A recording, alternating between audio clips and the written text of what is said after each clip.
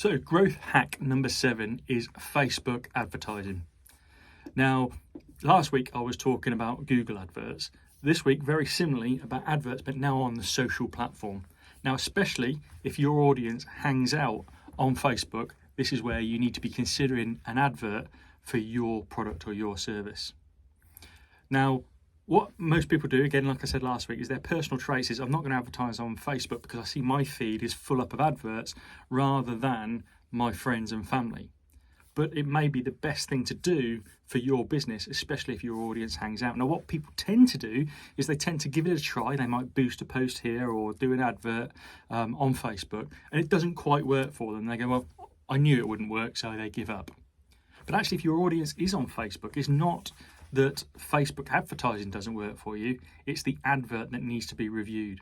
And any advert, you should split test, maybe A/B test, or you may just tweak from the outcomes that you have. So from the outcomes you have from the first advert you've done, what do you tweak? What do you change? You need to change the headlines. You need to change the colours. Yellow is a really good colour to stop people in terms of scrolling. So you're using that as a colour. Is it the image that you're using? So what is it that's stopping people on the scroll that's going to read your audience? And you just test different things and see what different changes you can make that improves the action that you want them to undertake, whether it's complete a survey, make an inquiry, fill out a form, etc. Now, don't make too many changes at once because you'll never know then which is the change that you make. The other question I often get with Facebook ads is how much do I spend? Well, you really have to work backwards and say, well, okay, how many clicks are likely to come through to my advert that will create one customer?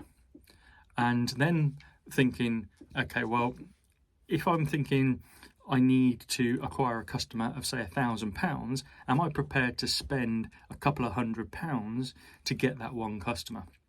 And if that one customer, like I say, is going to cost or have 4 click-throughs to get that one customer, then you're looking about £50 spend to acquire a customer.